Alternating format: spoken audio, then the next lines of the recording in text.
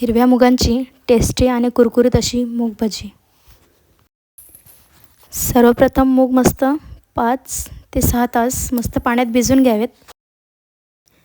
मिक्सरच्या भांड्यामध्ये 4 ते 5 लसणाच्या पाकळ्या, थोडा अद्रक, 3 हिरव्या मिरच्या, थोडी कोथिंबीर याची पेस्ट करून घेऊया।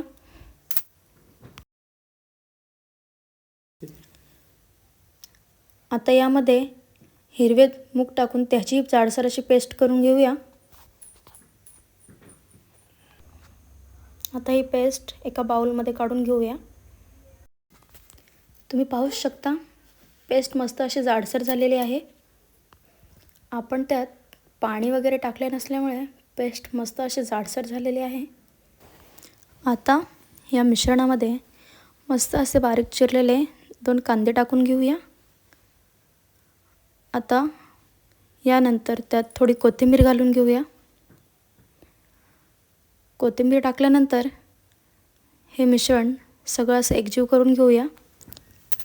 मी इथे बेकिंग सोड्याचा वापर केलेला नाही आहे, तुम्हाला जर वापरायचा असेल तर तुम्ही वापरू शकता।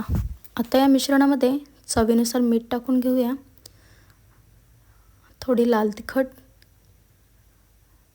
थोडी हळद आणि थोडी धनेपूड आणि यानंतर थोडासा गरम मसाला घालून हे मिश्रण सगळं असं एकजीव करून घेऊया।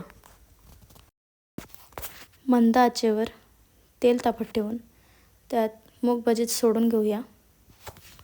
भजे तेलात सोडताना थोडे त्यात अंतर ठेवावे, जेणेकरून भजी एकेकाला चिपकली नाही पाहिजेत। भजी तेलामध्ये कुरकुरीत होईपर्यंत 2 ते 3 मिनिटं तळून घेऊया। मी त्यात कोथिंबीर आणि मिरचीचा वापर भरपूर केल्यामुळे भजीला मस्त असा हिरवा असा रंग आलेला आहे।